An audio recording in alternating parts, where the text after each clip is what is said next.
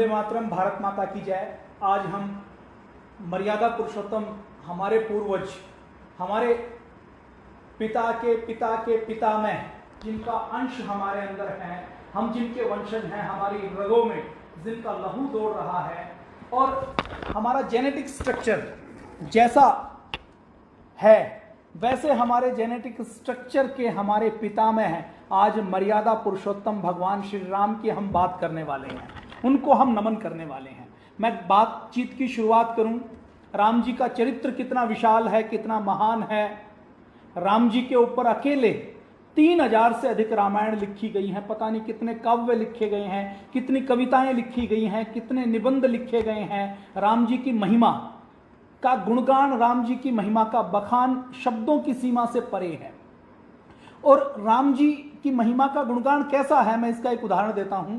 3 वर्ष पहले की बात है, एक हमारे देश के साहित्यकार हैं नरेंद्र कोहली, उन्होंने राम जी के ऊपर खूब लिखा है, राम जी के ऊपर ही लिखते हैं, राम जी के ऊपर मोटे मोटे उपन्यास लिखे हैं, राम जी के ऊपर अलग अलग एंगल से रामायण के ऊपर कहानियां लिखी हैं, राम जी के गुणों के बारे में लिखा है। तो जब वो दिल्ली का जो वर्ल्ड बुक फेयर होता है, तो उस बुक फेयर में जो बड़े लेखक होते हैं वो अपने पाठकों से मिलने के लिए, पुस्तकें विमोचन करने के लिए, सवाल जवाब करने के लिए आते हैं। तो मैं हर साल पुस्तक मेले में जाता हूं, तो इस बार जब पुस्तक मेले में गया तो उस पुस्तक मेले में नरेंद्र कोहली जी आए हुए थे। अब नरेंद्र कोहली जी से वहां पर सवाल पूछते हैं लोग खड़े होकर कि जी साहित्यकार हैं अलग अलग, इस दुनिया के अंदर हजारों विषय हो सकते हैं, लाखों विषय हो सकते हैं, आप राम कथा के ऊपर, राम जी के ऊपर ही क्यों लिखते हैं? फिर वो आगे कहते हैं कि आपको राम के अंदर, रामायण के अंदर ऐसा क्या नया नजर आता है कि आप हर बार उसी के ऊपर लिखते हैं? तो नरेंद्र कोहली जी उसका जवाब देते हैं। वो कहते हैं कि रामायण के अंदर कोई सस्पेंस नहीं है। रामायण की कहानी देश के बच्चे बच्चे को पता है कि राजा दशरथ थे जिनके 4 बेटे थे, जिन्होंने एक बेटे को वन में भेज दिया। वन में जाने के बाद रावण आता है, रावण माता सीता का हरण कर लेता है और राम रावण का युद्ध होता है और राम जी विजयी होते हैं। विजयी होकर अयोध्या में घर वापसी करते हैं। इसके बारे में बताया जाता है, इसके बारे में कहा जाता है। अब अगर हम बात करें तो इसके अंदर सस्पेंस क्या है, इसके अंदर नया क्या है? जब यह सवाल पूछा गया तो नरेंद्र कोहली जी कहते हैं कि मैं आपसे सवाल पूछता हूं, इस देश में हजारों सालों से रामायण होती आ रही है, रामलीला होती आ रही है, हर गली में होती है, हर मोहल्ले में होती है, हर गांव में होती है, हर शहर में होती है, हर जाति में होती है, हर संप्रदाय में होती है। तो ये रामलीला वर्षों से क्यों होती है? नरेंद्र कोहली जी आगे कहते हैं कि राम भारत की आत्मा है, राम भारत का डीएनए है, राम भारत की आंतरिक संरचना है और राम भारत की नस नस में है। जब तक भारत के अंदर भारतीयता रहेगी, जब तक भारत के अंदर भारत के लोग रहेंगे, तब तक राम रहेगा, राम कथा रहेगी और रामायण रहेगी। ये नरेंद्र कोहली कहते हैं। तो रामायण ऐसे ही अमिट है, रामायण के अंदर कोई सस्पेंस नहीं है, कोई थ्रिलर नहीं है, रामायण के अंदर कुछ भी ऐसा कुछ रोमांचक नहीं है, लेकिन फिर भी राम कथा चलती है, रामायण चलती है, रामलीला चलती है। ये रामायण का सबसे बड़ा महत्व है। वीर सावरकर रामायण का महत्व कितना है, राम जी का महत्व कितना है, वो कहते हैं कि रामायण का प्रभाव कितना है। वो कहते हैं कि यदि वो रामायण के महत्व के बारे में एक अलग तरीके से प्रस्तुत करते हैं। वो कहते हैं कि यदि मैं अंग्रेजों का कोई डिक्टेटर होता तो अंग्रेजों का डिक्टेटर होने के बाद मैं सबसे पहला जो काम करता, वो सबसे पहला काम रामायण को जब्त करने का करता, रामलीला के मंचन पर प्रतिबंध लगाने का करता। क्यों? क्योंकि कहते हैं कि हिंदू समाज में रामायण है और जब तक ये रामायण रहेगी तब तक इस हिंदू समाज को, इस भारत को कभी भी कोई नेस्तनाबूद नहीं कर सकता, इसको तोड़ नहीं सकता। बड़ी बड़ी ताकतें आई, शक आए, हुण आए, मुगल आए, ये सारे आकर भी भारत को मिटा नहीं पाए और ये भारत को नहीं मिटा पाए। उसके मूल में रामायण है, उसके मूल में राम है। जब तक राम रहेगा, जब तक रामायण रहेगी, तब तक भारत को कोई मिटा नहीं सकता। इसलिए यदि मैं अंग्रेज डिक्टेटर होता, वो रामायण और राम जी की महिमा का बखान करते हुए कहते हैं, तो मैं सबसे पहले राम जी के सारे निशान मिटाता, मैं रामायण को के ऊपर प्रतिबंध लगाता। ये वीर सावरकर कहते हैं। अब वीर सावरकर के शब्दों में अंग्रेजों ने जो नहीं किया उसको करने का काम भारत के अंदर ही कुछ राजनीतिक दलों ने किया, कुछ वामपंथी लोगों ने किया। ये आपके और हमारे लिए बहुत हर्ष की बात है, बहुत खुशी की बात है कि आज राम मंदिर बन रहा है। कुछ लोगों की ये ब्रेन की प्रोग्रामिंग हो सकती है, आपत्तियां हो सकती हैं कि जी राम मंदिर बनाने की क्या आवश्यकता है, क्या राम कोई चमत्कारिक पुरुष हैं? राम जी तो कुछ लोग कहते हैं कि 7,000 साल पहले हुए, कुछ लोग ये कहते हैं कि राम जी 7 लाख साल पहले हुए, कुछ लोग ये मानते हैं कि 10 लाख साल पहले होते हुए। हम उस काल निर्धारण की कड़ी में नहीं जाएंगे कि राम जी कब हुए, लेकिन राम जी हुए हैं इसके हजारों प्रमाण आज भी मिलते हैं। राम कैसा नाम है? घर में जब कोई छोटा बच्चा जन्म लेता है तो बच्चे के जन्म लेते ही घुट्टी के साथ, कहावतों के साथ, नामों के साथ, कहानियों के साथ उसको राम की कहानी सिखाई जाती है, राम की कहानी पढ़ाई जाती है, राम के बारे में बताया जाता है। और राम जी स्वर्ग में जा चुके, राम जी इस धरती के ऊपर नहीं है। राम जी ने सरयू नदी के अंदर महासमाधि ले ली थी, महानिर्वाण प्राप्त कर लिया था, लेकिन आज भी लोगों को, जब लोगों के सामने राम जी का नाम लिया जाता है तो उनके अंदर एक वाइब्रेशन होता है, एक स्पंदन होता है। राम जी के नाम से उनके अंदर गौरव का एहसास होता है, शक्ति का एहसास होता है, पराक्रम का एहसास होता है। मैं यदि हरिओम पवार जी के शब्दों में कहूं तो वो कहते हैं कि राम सत्य है, शोध का विषय नहीं है। राम दया है, क्रोध का विषय नहीं है।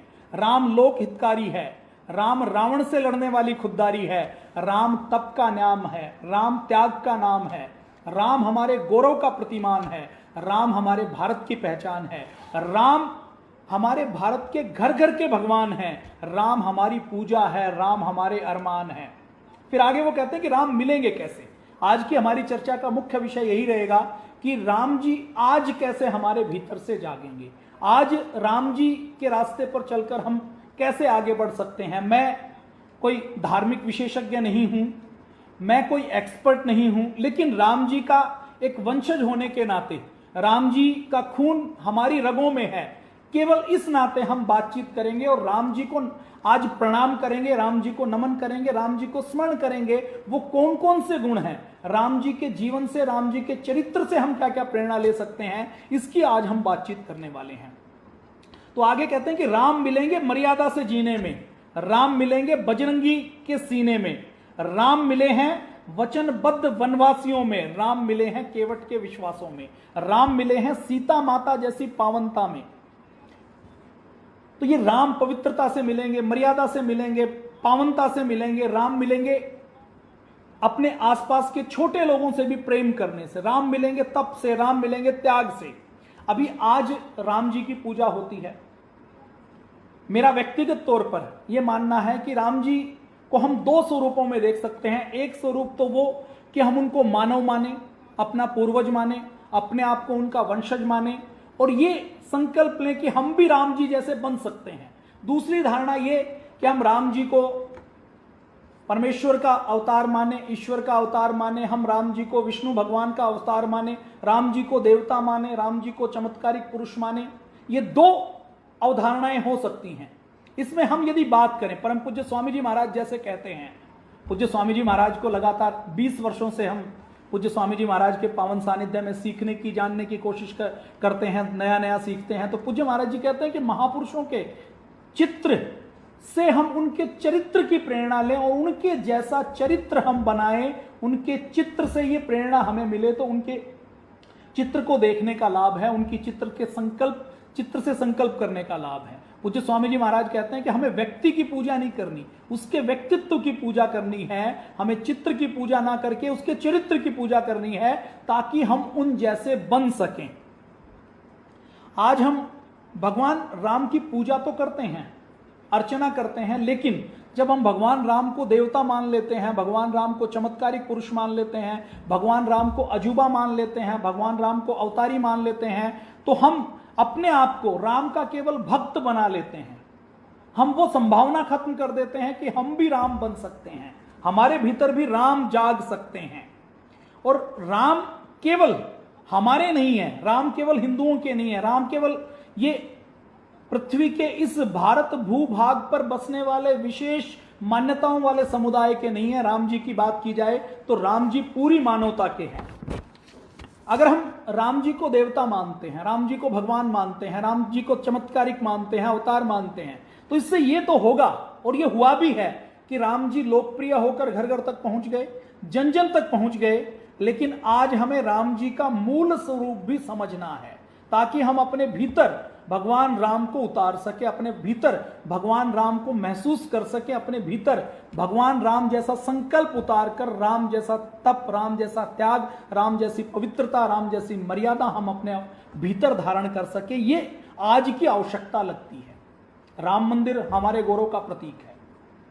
हमारे पूर्वज, हमारे महापुरुष, हमारे महामानव जिन्होंने मर्यादा के नए कीर्तिमान स्थापित किए, यदि कोई उनका मंदिर तोड़ता है और वो विदेशी हमलावर है तो उस टूटे हुए मंदिर के खंडहर जब तक रहेंगे तब तक हम अपने गौरव को, अपने स्वाभिमान को जगा नहीं सकते। तो विदेशी हमलावरों के निशान मिटने ही चाहिए। भगवान राम की स्मृति में जहां उनका जन्म हुआ वहां पर उनका मंदिर बनना हम सब के लिए अत्यंत हर्ष की बात है, बहुत खुशी की बात है और इससे अधिक प्रसन्नता और कुछ हो नहीं सकती। अब आगे हमें यह सुनिश्चित करना है कि आगे कोई मोहम्मद गोरी ना आए, कोई अलाउद्दीन खिलजी ना आए, कोई मोहम्मद कासिम ना आए, आगे कोई औरंगजेब ना आए, आगे कोई बाबर ना आए, जो हम आगे कोई अंग्रेज ना आए, आगे कोई मुगल ना आए, आगे कोई शक ना आए, आगे कोई हुण ना आए, आगे किसी भी प्रकार से यूनानियों के आक्रमण ना हो, ताकि हमारा देश फिर से पराभव हो, हमारे देश के अंदर फिर से गुलामी हो, ये हम नहीं चाहते। और अगर हम ये नहीं चाहते, भारत को विश्व गुरु बनाना चाहते हैं, भारत के अंदर दोबारा से राम राज्य लाना चाहते हैं। राम का राज्य कैसा था इसके बारे में आपने खूब सुना है। जब भी आदर्श राज्य की परिकल्पना होती है तो किसी और देश में हजारों, सैकड़ों देश हैं, सैकड़ों देशों में हजारों की संख्या में राजा रहे हैं और हजारों राजाओं के वंश अब तक हो चुके हैं। उन सब राजाओं के बीच में भी यदि कभी चर्चा होती है तो वो भारत के राम राज्य की चर्चा होती है, वो श्री राम के राम राज्य की चर्चा होती है, और कहीं के राम राज्य की चर्चा नहीं होती। मनुष्य और देवताओं में क्या फर्क है? मनुष्य और देवताओं में एक ही बड़ा फर्क है कि देवता जब आते हैं तो वो अपनी शक्ति के साथ प्रकट होते हैं। देवताओं की शक्ति प्रकट है, उनको विशेष कोई पुरुषार्थ नहीं करना पड़ता।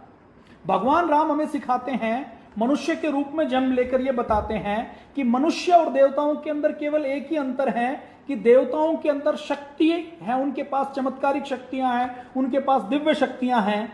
लेकिन यदि हम भगवान राम को अपना आदर्श मानते हुए भगवान राम के रास्ते पर चलते हैं तो हम भी अपने भीतर, जैसे मनुष्य के अंदर जितनी शक्तियां वो गुप्त हैं, हम राम जी को आदर्श मानते हैं। मनुष्य के अंदर जो गुप्त शक्तियां हैं, ये तो आधुनिक विज्ञान ने भी मान लिया कि हमारे मस्तिष्क के अंदर, मस्तिष्क के एक एक हिस्से के अंदर इस दुनिया की सबसे बड़ी से बड़ी लाइब्रेरी का सारा हिस्सा उसके अंदर समा सकता है और उसके बाद भी हमारा मस्तिष्क खाली रहेगा। बड़े से बड़े साइंटिस्ट ने, वैज्ञानिक ने अपने मस्तिष्क का अधिकतम 5%, 60% प्रयोग किया है। सामान्य व्यक्ति अपने मस्तिष्क का 1%, 2% प्रयोग करता है। पूज्य स्वामी जी महाराज बार बार कहते हैं कि हमारे अंदर असाधारण शक्तियां हैं, असाधारण योग्यताएं हैं, हम कुछ भी कर सकते हैं, हम महामानव बन सकते हैं। तो फर्क कितना है देवताओं और मनुष्यों में? देवताओं की शक्तियां प्रकट हैं, मनुष्यों की शक्तियां प्रकट नहीं हैं, गुप्त हैं। यदि हम राम जी को अपना आदर्श मानते हैं, राम जी को अपना पूर्वज मानते हैं, महापुरुष मानते हैं, तो हम देवता बन सकते हैं, हम अपनी शक्तियों को जगाकर। और राम जी तो देवताओं से बड़े थे। रावण को एक वरदान था, रावण को यह वरदान था कि रावण वर मांगता है कि मैं देवताओं से, किन्नरों से, सारी जितनी जातियां होती हैं उनमें से किसी से भी ना मरूं। लेकिन वो अहंकार में जब वो वर मांगता है तो दो चीजों को इंक्लूड करना भूल जाता है, वो वानर और नर का नाम लेना भूल जाता है। अब राम जी नर के रूप में जन्म लेते हैं, जिसको देवता नहीं मार सकते, जिसको असुर नहीं मार सकते, उस आतताई रावण का वध राम जी करते हैं। किस रूप में करते हैं? मनुष्य के रूप में करते हैं। मतलब जो काम दिव्य शक्तियों वाले देवता नहीं कर सकते वो काम राम जी करते हैं। किस रूप में करते हैं? मनुष्य के रूप में। तो यदि हम राम जी को अपना पूर्वज मांगते हैं तो हमारी ये धारणा दृढ़ हो जाती है, हमारे ब्रेन की प्रोग्रामिंग ऐसी हो जाती है कि हम भी चाहें तो राम जी जैसे बलवान बन सकते हैं, राम जी जैसे महान बन सकते हैं। दुनिया के अंदर जितने महापुरुष हैं, कई बार हम राम जी को देवता मान लेते हैं। अब देवता मानते हैं तो मैं ये मानता हूं कि राम जी वर्ल्ड लीडर हैं, राम जी एक ऐसे लीडर हैं, ऐसे महानायक हैं, ऐसे महापुरुष हैं, इतिहास में जब हम राम जी को देखते हैं, राम जी के साथ साथ इतिहास में बहुत से लोग हुए हैं, किसी के नाम के, किसी के चरित्र के साथ ऐसी रामलीला नहीं की जाती, किसी के नाम के साथ ऐसा नाम नहीं जोड़ा जाता, मर्यादा नहीं जोड़ी जाती जिसको सबसे महान नहीं माना जाता। तो राम जी ऐसे नायक हैं, ऐसे महापुरुष हैं, ऐसे महानायक हैं जो अपने जीवन में ये परीक्षा करके दिखाते हैं कि चाहे कितना भी तपा लो, जला लो, गला लो, खींच लो, मोड़ दो, दबा दो, जो सोना होता है वो और तपता है तो और निखरता है। राम जी का जो चरित्र बना, राम जी की जो छवि बनी, वो किसी मीडिया मैनेजमेंट से नहीं बनी, किसी इवेंट मैनेजमेंट से नहीं बनी, किसी पर्सनैलिटी डेवलपमेंट से नहीं बनी। राम जी की जो छवि बनी वो किसी राजा महाराजा के सोने चांदी के नौलखे हार को पहनने से नहीं बनी। राम जी बने, जब माता कैकेयी ने राम जी को वन में भेजा तो जाते हुए वो राजकुमार थे, लेकिन 14 साल बाद जब वो वापस आते हैं तो वो राजकुमार नहीं होते, वो देवताओं से भी बड़े हो जाते हैं। और जब वो वन में होते हैं तो उनके पास कोई सिंहासन नहीं है, कोई राजसत्ताएं नहीं है, किसी भी प्रकार की सुख सुविधाएं नहीं है। जब वो वन में रहते हैं तो वो संघर्ष करते हैं, तप करते हैं। उनके वस्त्र सामान्य ऋषियों जैसे वस्त्र, तपस्वियों जैसे वस्त्र होते हैं जो वो हाथ से सीकर खुद बनाते हैं। कंद मूल का भोजन करते हैं, कंद मूल खाते हैं। तो राम जी से हमें प्रेरणा मिलती है कि हम अपनी छवि को, अपनी इमेज को किसी पर्सनैलिटी डेवलपमेंट से, किसी वस्त्रों से, आभूषणों से, किसी इवेंट मैनेजमेंट से, किसी मीडिया मैनेजमेंट से नहीं बना सकते। और राम जी, देखिए ऐसे बहुत से उदाहरण हैं जब देवताओं ने मनुष्यों से सहायता मांगी, लेकिन राम जी ऐसे थे जिन्होंने मनुष्य के जन्म लेकर देवता जो काम नहीं कर सकते वो काम करने का काम राम जी ने किया। कई बार ये कहा जाता है कि राम जी तो लीला कर रहे थे, राम जी ने तो चमत्कार किया, राम जी तो जो कर रहे थे उसका उनको पहले से ही पता था, सब कुछ पूर्व निर्धारित था। उनका जन्म लेना, उनका वन में जाना, माता सीता का हरण होना, उनका लंका के ऊपर पुल बनाना, समुद्र के ऊपर पुल बनाना, लंका के ऊपर आक्रमण करना, ये सब पूर्व निर्धारित था। जब हम ये कहते हैं तो हम एक झटके में भगवान राम के तप को, त्याग को, पुरुषार्थ को कम कर देते हैं। जब ये पूर्व निर्धारित था तो इसका मतलब क्या है कि राम जी को कोई कष्ट नहीं हुए, राम जी ने कोई तप नहीं किया, राम जी ने कोई पुरुषार्थ नहीं किया। इसका मतलब वो उनके लिए एक तरीके से एक नाटक की भूमिका थी।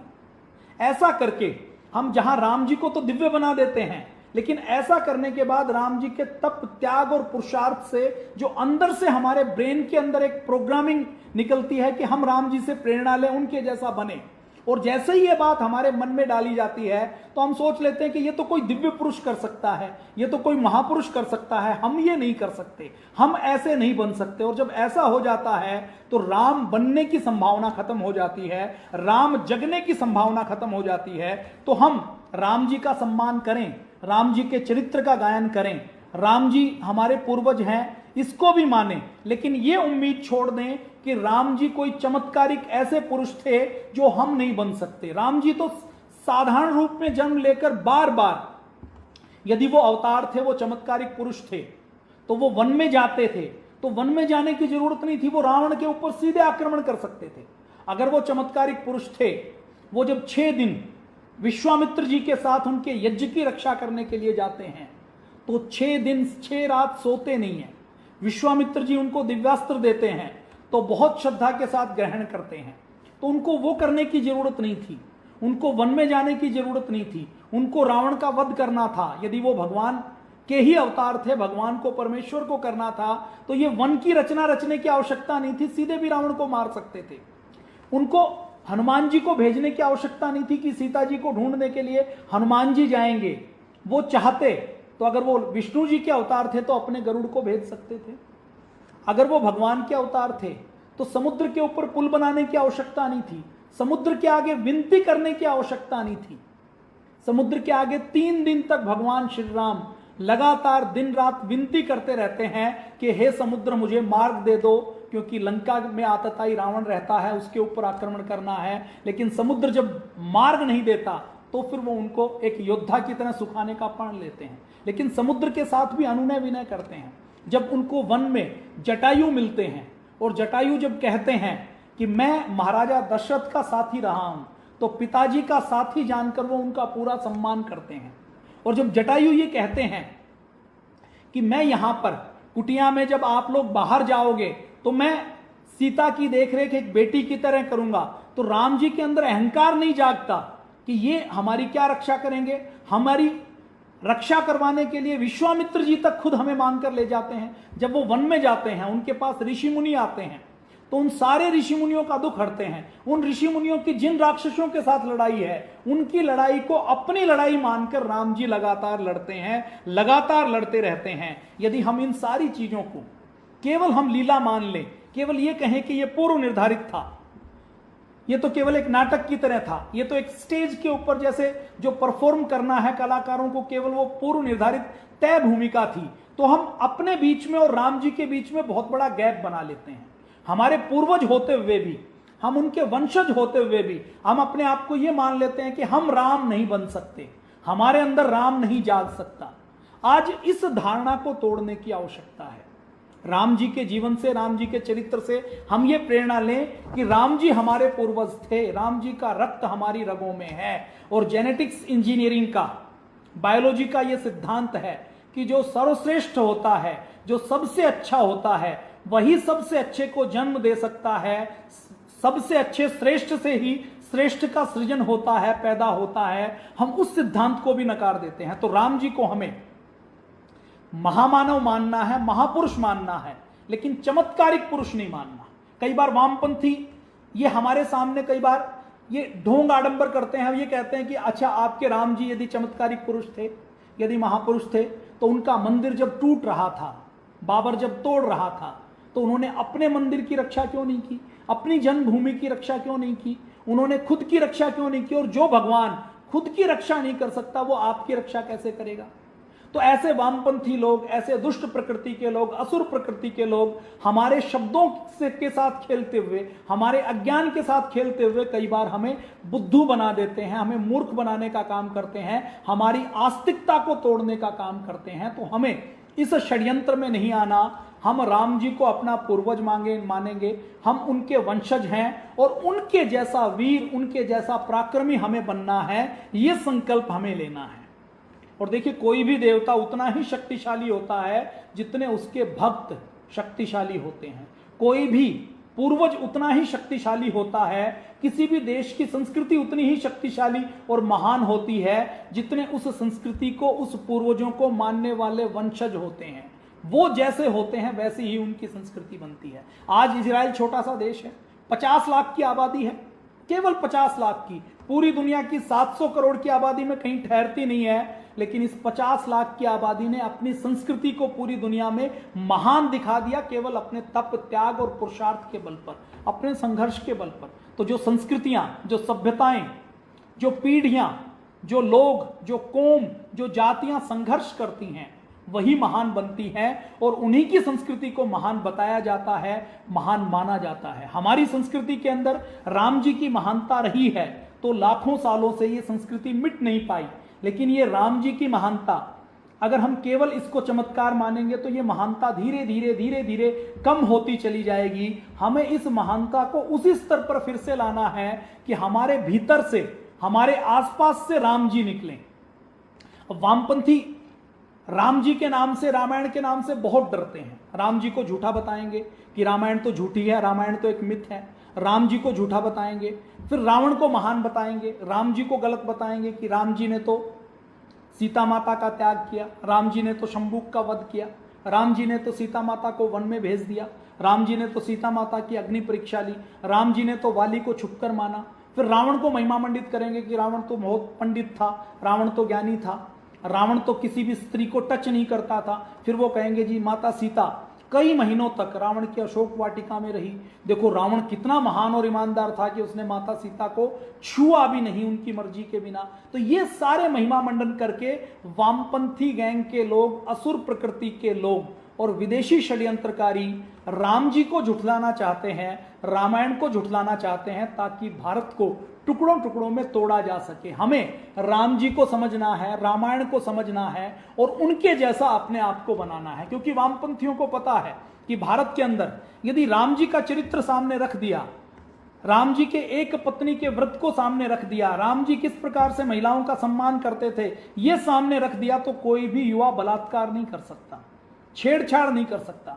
राम जी ने कैसे सिंहासन को ठोकर मारी।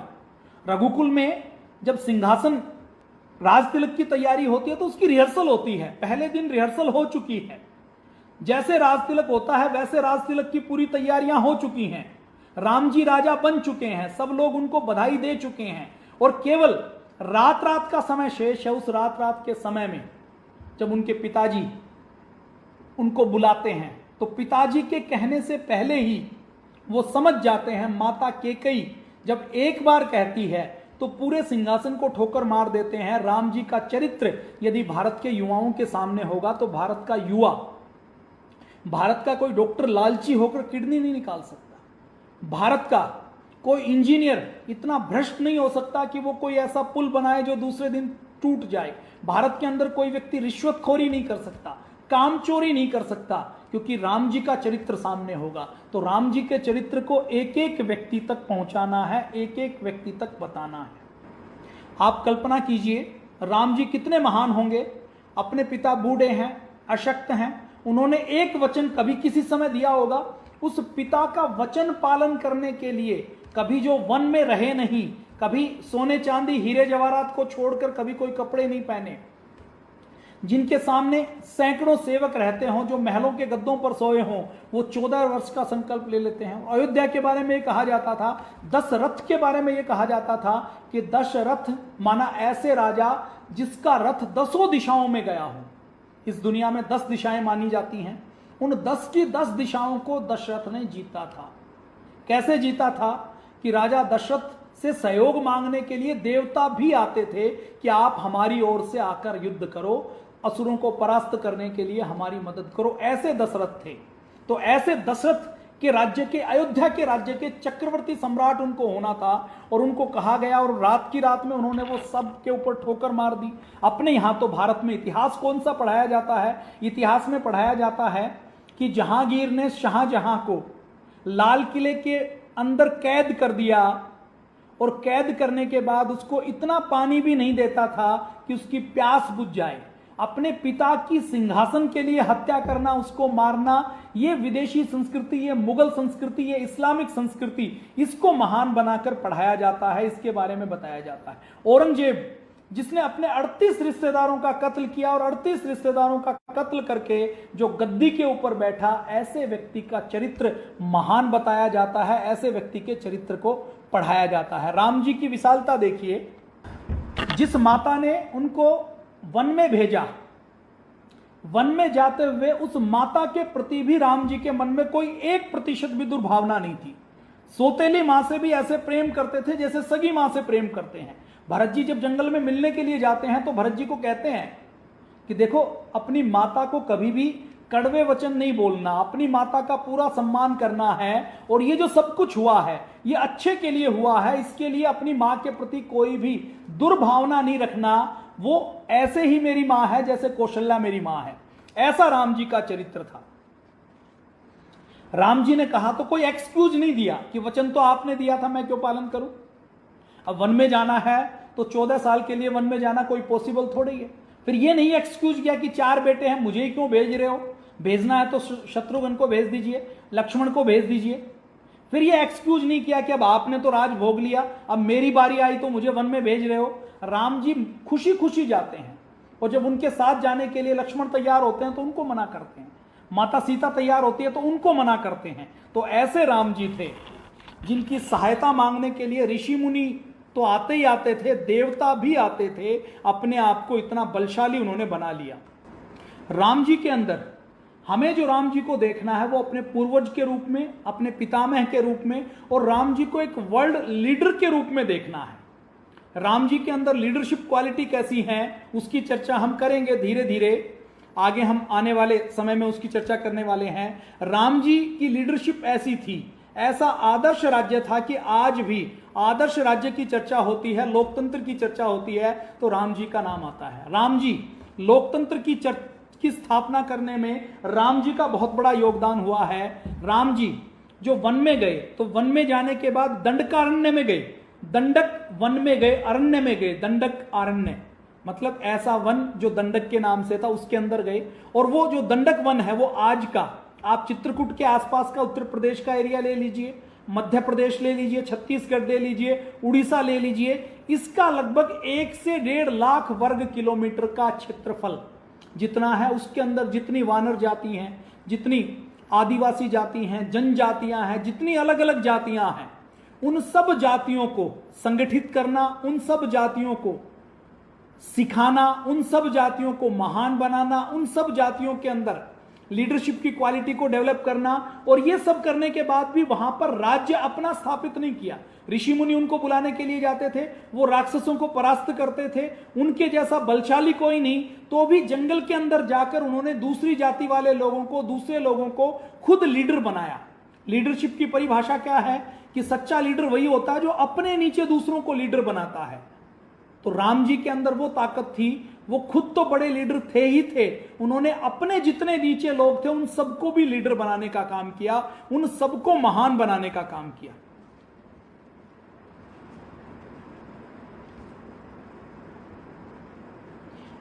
अगर हम राम जी को पूर्वज के रूप में मानते हैं तो राम जी को पूर्वज के रूप में मानते ही कोई बाबर दोबारा से नहीं आ सकता, औरंगजेब नहीं आ सकता, अलाउद्दीन खिलजी नहीं आ सकता। ऐसे महान हमारे पूर्वज थे। वामपंथी चाहते हैं कि वो या तो रामायण को मिथ साबित कर दें, कपोल कल्पना साबित कर दें कि ये तो झूठा ग्रंथ है, ये तो ऐसे ही कहानी है जैसे अलिफ लैला की कहानी अरब में सुनाई जाती है, जैसे वो यूरोप के अंदर दूसरी कुछ काल्पनिक कहानियां सुनाई जाती हैं जिसमें एक बहुत छोटा व्यक्ति बहुत बड़े व्यक्तियों के देश में चला जाता है, बहुत बड़ा व्यक्ति फिर बहुत छोटे व्यक्तियों के देश में चला जाता है। वो जो एलिस इन वंडरलैंड से लेकर जितनी कहानियां सुनाई जाती हैं, तो ये वामपंथी क्या कहते हैं, जी ऐसे ही कहानियां हैं। लेकिन राम जी के प्रमाण एक नहीं 50 प्रमाण भारत में और भारत से बाहर मिल चुके हैं। राम जी के सामने कितनी भी विषम परिस्थितियां आई, बाधाएं आई, आंधी आई, तूफान आए, विपत्तियां आई, पैरों में छाले पड़े, वेदना के पहाड़ टूटे, इन सब से संघर्ष करके वो महानायक बने हैं। तो वामपंथियों को तकलीफ इस बात की है कि राम का मंदिर बनेगा, राम जी का चरित्र आएगा, राम जी का चरित्र सामने आएगा, तो लोग राम जी से प्रेरणा लेंगे, तो राम जी जैसा तप सीख जाएंगे, त्याग सीख जाएंगे। और राम जी का समय हम 10,000 साल माने या 10 लाख साल माने, अलग अलग उसमें मान्यता है। लेकिन यदि हम 10,000 साल भी मानते हैं, 7,000 साल भी मानते हैं, 7,000 साल से लेकर 10 लाख वर्षों तक, लगभग 8.5 लाख वर्षों तक की मान्यता है कि राम जी का समय इससे और इसके बीच में कुछ भी हो सकता है। अभी जो आधुनिक विज्ञान है इसके बारे में हम बहुत बार बात करते हैं कि इसके अंदर बहुत शोध, बहुत सुधार होने की आवश्यकता है। तो इस आधुनिक विज्ञान को हम प्रमाणिक नहीं मान सकते। तो हम यदि 7,000 साल भी मानते हैं तो रामायण के समय में पुष्पक विमान उड़ते थे, रामायण के समय में को 7,000 साल भी मान लिया जाए, और यदि राम को हम साबित कर देते हैं, यदि हम पूरी दुनिया में राम जी को स्थापित कर देते हैं, तो यह अपने आप स्थापित हो जाएगा कि पूरी दुनिया में सबसे अधिक सभ्यता संस्कृति वाला महान देश केवल भारत रहा है।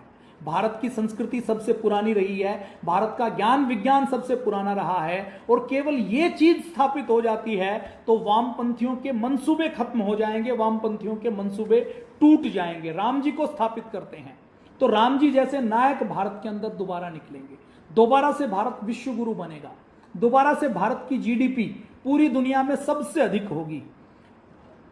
जैसे भोगी व्यक्ति अपने भोग के लिए, विलास के लिए, लालच के लिए संघर्ष करता है, यदि हम राम जी को मानेंगे, राम जी को साबित करेंगे, राम जी का आदर्श, राम जी की प्रेरणा सामने रखेंगे, तो हमारे सामने एक ऐसा नायक आएगा जो अपने व्यक्तिगत स्वार्थ के लिए नहीं लड़ा, अपने सिंहासन के लिए नहीं लड़ा। वो लड़ा तो किसके लिए लड़ा? ऋषि मुनियों ने बुलाया तो हर ऋषि मुनि ने कहा कि मेरे सामने ये राक्षस है, ये अत्याचारी है, इससे मुझे रक्षा करो, तो उसी से भिड़ गए, लहूलुहान हुए, दिक्कतें आई, कंदमूल खाए, नंगे पैर चले, अपने हाथ से सिलकर सूत काट कर वस्त्र पहने, कंदमूल खाए, जंगल की झोपड़ी में रहे, जमीन पर सोए, जंगली जानवरों के बीच में रहे, रक्षा करने के लिए बार बार रात भर जागते रहे।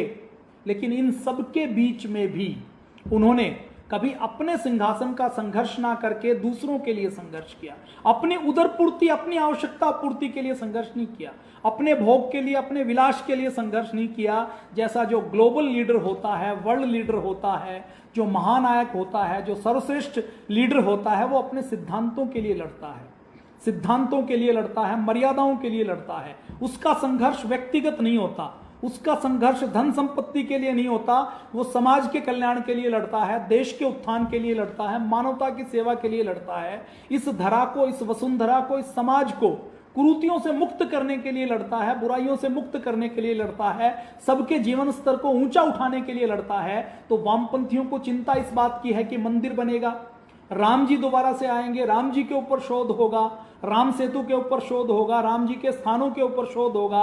और इस हिंदुस्तान के एक एक बच्चे के मन में यदि ये बैठ गया कि राम हुए हैं और हमारे पूर्वज हुए हैं और हमारी तरह एक मानव के रूप में हुए हैं, जिन्होंने अपने मानव के गुणों का इतना विकास किया कि वो महामानव बन गए, वो पुरुष से महापुरुष बन गए, पुरुष से मर्यादा पुरुषोत्तम बन गए, तो वो व्यक्ति अपना चरित्र राम का सामने रखेंगे।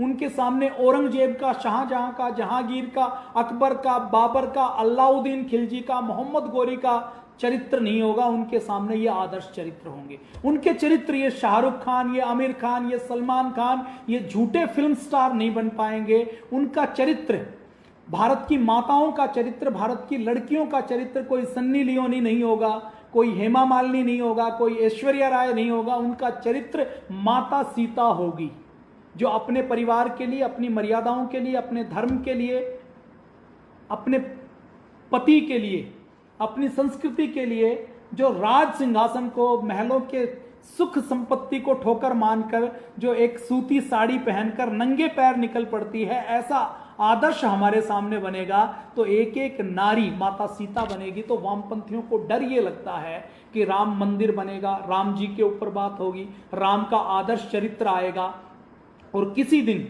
यदि इस भारत के समाज ने, भारत की संस्कृति ने राम के आदर्श को अपना लिया, इस 100 करोड़ की आबादी में यदि 100 व्यक्ति भी राम जी जैसे बन जाते हैं तो फिर भारत को गुलाम नहीं बना पाएंगे, भारत के टुकड़े टुकड़े नहीं कर पाएंगे। ये उनका डर है। राम जी हमें सिखाते हैं कि नायक कैसे बनना है। राम जी का जीवन हमें प्रेरणा देता है कि हीरे की तरह, कि देखिए कोयला हीरा कब बनता है, जब हजारों किलोमीटर नीचे, हजारों डिग्री तापमान के ऊपर, हजारों टन के प्रेशर को जब कोई कोयला हजारों वर्षों तक लगातार झेलता है तो वो हीरा बन जाता है। ऐसे ही हीरा बनने की प्रेरणा राम देते हैं। राम हमें बताते हैं कि नायक कैसे बना जाता है। राम हमें सिखाते हैं कि एक मानव के रूप में जन्म लेकर हम साधारण से असाधारण कैसे हो सकते हैं, हम मनुष्य से देवत्व की प्राप्ति कैसे कर सकते हैं, हम पुरुष से महापुरुष कैसे हो सकते हैं, हम व्यक्ति से उठकर व्यक्तित्व की श्रेणी में कैसे आ सकते हैं। ये राम जी हमें बताते हैं। वो बताते हैं कि हम नर से बड़े होकर नायक, और नायक नर से भी बड़े होकर नारायण कैसे बन सकते हैं। ये राम जी हमें सिखाते हैं।